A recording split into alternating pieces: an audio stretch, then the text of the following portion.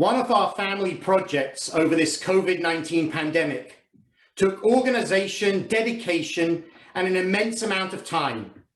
We spoke to several people who had done this before to get their advice about sequence and order, as we didn't want to misstep. We are particularly grateful to one of our very own, TST 8th grader Jared Lappin, for his patience with our questions and sage guidance. I am pleased to share that the project was a success, and we managed to watch all of the Marvel superhero movies from beginning to end. This was no small commitment, as it meant watching over 20 movies as we worked our way through the franchise. Some were great. Thank you, Black Panther. Others less so. Sorry, Spider-Man. But we set ourselves a goal and we achieved it.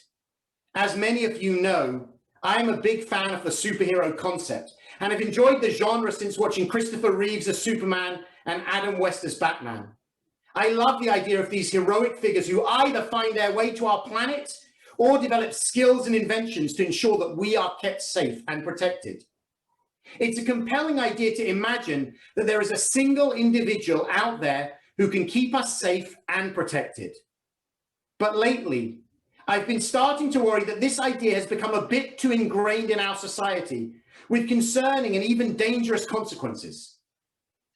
The danger of the superhero concept is that we give away our agency, we surrender our power, and we wait passively for someone else to come and save us.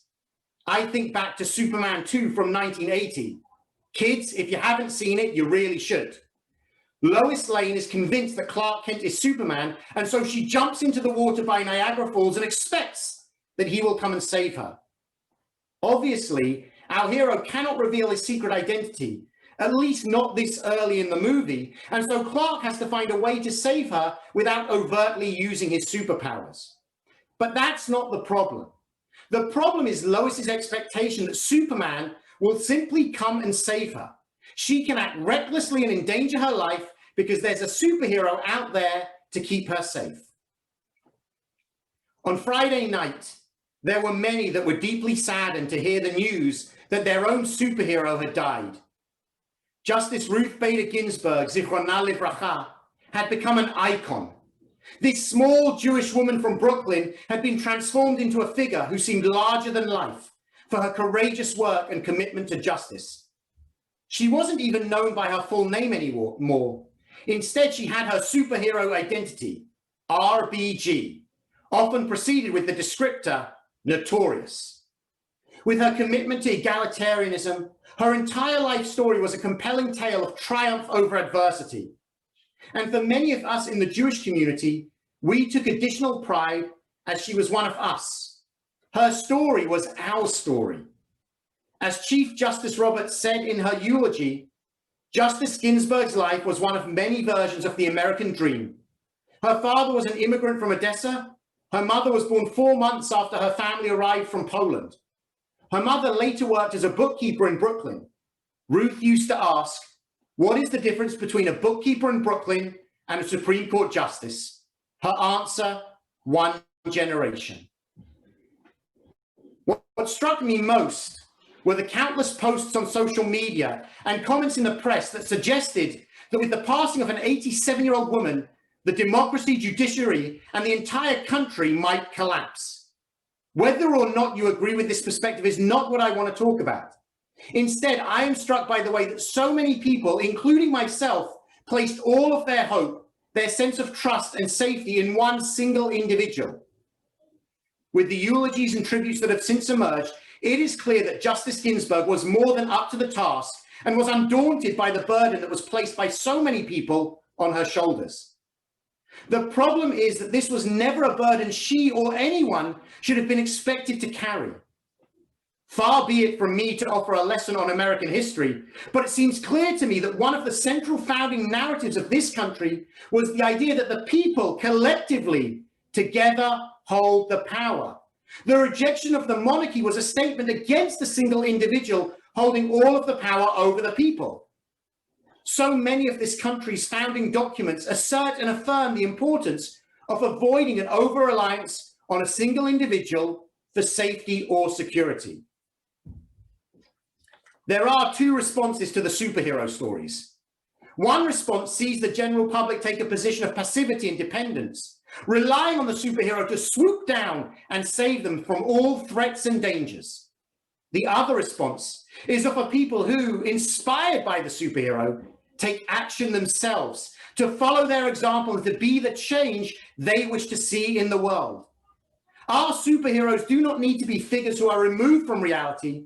Rather, they can be real people who inspire us with their story, who motivate us through their actions, and who compel us to follow their example. In the original Superman movie, he is sent to Earth with a purpose. His father said to him about us, "They only lack the light to show them the way. For this reason, above all, their capacity for good, I have sent them you." These words echo the statement of the prophet Isaiah. He told us that we were created as a covenanted people in order to la'or goyim, to light the nations. Our Jewish role was to bring light to the world, to bring forth what was already there. There was a recognition that Superman was coming here to unlock a capacity, a potential, a possibility that existed in all of us. He did not come down simply to save us, but rather he arrived here to help us to save ourselves. Justice Ginsburg did the same and fulfilled this most Jewish of obligations. Right now, I know that many people in our community are mourning the loss of Justice Ginsburg in the way that one might mourn the loss of a family member. And I recognize that for many people with her passing, there is immense fear about what the future might hold.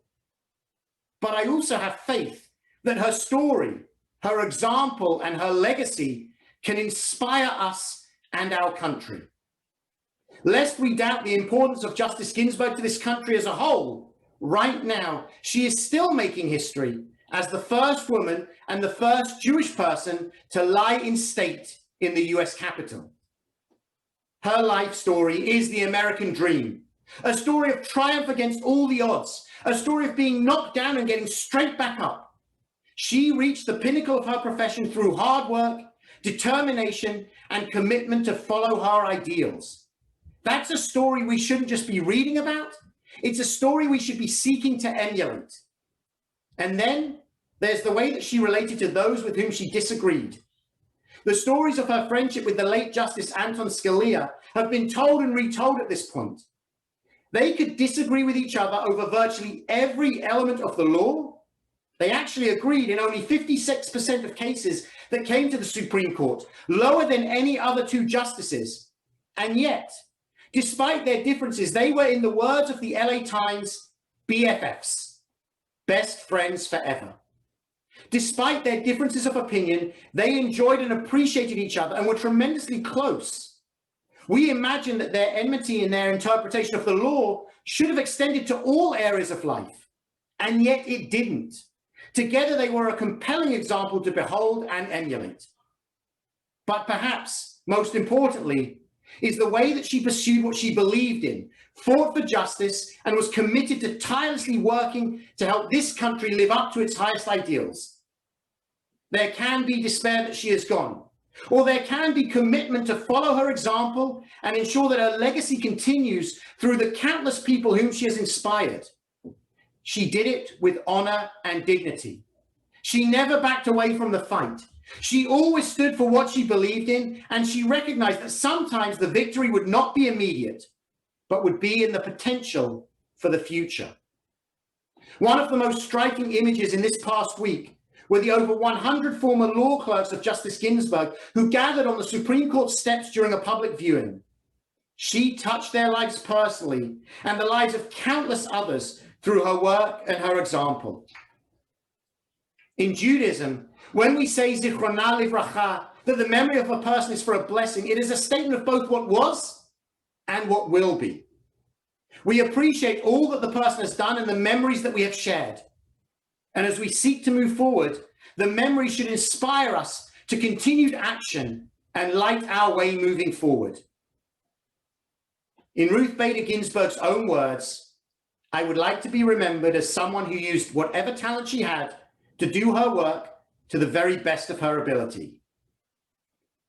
It is now time for all of us to use whatever talents we collectively have to the very best of our ability to follow her example. When discussing the legacy of Justice Ginsburg, my wife, Nicole, wisely said, the thing about legends is that they can inspire us to complacency or they can inspire us to action. Which one will Justice Ginsburg, the immortally notorious RBG, inspire in all of us? Shabbat Shalom.